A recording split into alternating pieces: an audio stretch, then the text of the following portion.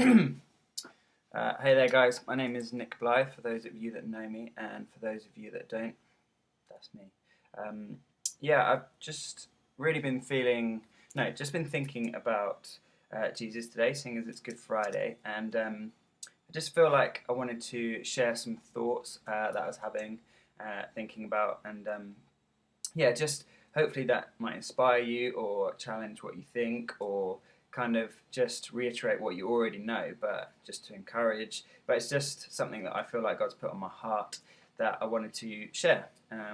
But if it's boring or unhelpful, then great, just discard it. It's fine.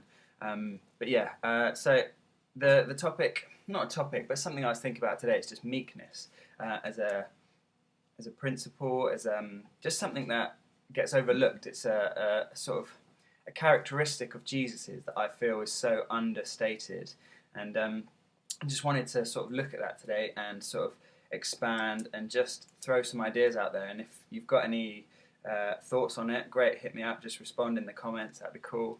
But yeah, I kind of today I've been thinking about Jesus, and I don't know if you guys have seen the film The Passion of the Christ, but where he's in the Garden of Gethsemane, it just hits me so much. It's such a sobering moment where he's there and he's struggling with his humanity and the weight of the task ahead, that he's been asked to do. He's got to lay his life down for people that he doesn't know, for us, for you and me, for people that definitely don't deserve it. And it's kind of like he knows this and he's struggling with the physicalness of that, but knowing that actually that's what he's got to do. And like it really hits me, just that horrible place that he's in the Garden of Gethsemane. When I watch it, like it really sort of grabbed me, and I kind of felt like today that what Jesus needed to get through that, I believe, was meekness. And I think that's like the fundamental characteristic that Jesus carried through his life that people don't talk about much, because meekness isn't a glorified kind of principle or characteristic. And I just kind of wanted to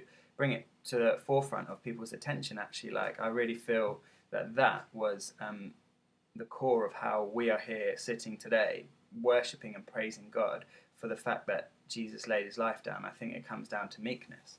And in the Bible, when they talk about Jesus in the manger, it's all meek and mild, and it's kind of like that understanding or the connotations that have been put towards those words, I feel are not respective of who Jesus' character is. But I do feel like he is mild and he is meek.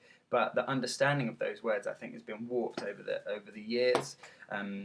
This is just something I feel like I've done a little bit of study into it, but not major. So if you disagree, then cool. But I just wanted to sort of share, like, they paint Jesus in this sort of mild, sort of passive, kind of beige, unflavoured, lukewarm kind of character, like this little baby. But actually, he was the complete opposite to that. And when they're talking about mild, he was so gracious and humble. And, like, I feel like he wasn't an insecure. He wasn't in a rush to try and prove himself. It's not like he walked around like desperate to be like, everyone look at me.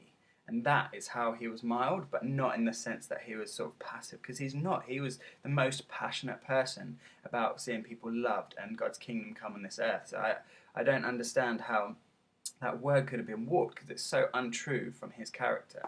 And yeah, and meekness, just like I did a small sort of word study on it.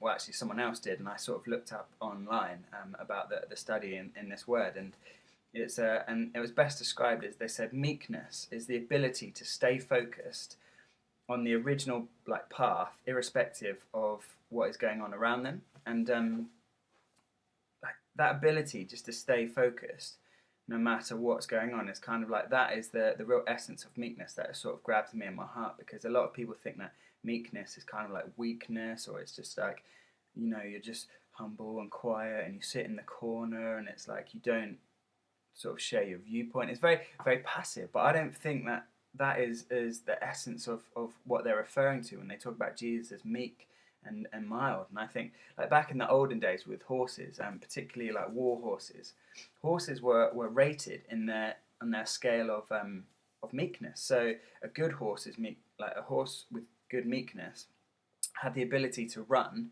and stay where it was going, like on path, whether there was bombs going off, bullets, whether it was scared. It was like, it had the ability to just grit its teeth and sort of keep running when the rider was telling it to run, and to turn when it was told to turn, whether or not it could see stuff that was scaring it. And so they would actually rate horses on meekness.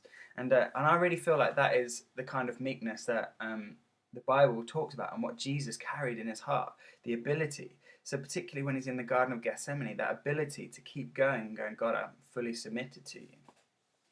Also with the horses, their meekness sort of took into account their submission to the rider. So it wasn't just about running when they were told to run, but actually being guided by the jockey or the rider or the soldier, whoever was riding the horse. Meekness encompassed the ability for the horse to submit to the rider and trust and just go where it was led. And that's a massive part of what I feel like Jesus was going through in the Garden of Gethsemane. It's like his meekness allowed him to go to the cross and die because he was submitted to God. And it's kind of like the reality of that is so deep. Like, he didn't have to. He chose to lay his life down so that God could fulfill his plan and purpose. And that takes huge meekness to be able to do that. And the pain, and at any point he could have got himself off the cross. Like they said, the mocking people were just like, hey, if you're the king, why don't you get yourself down? He could at any point have done that.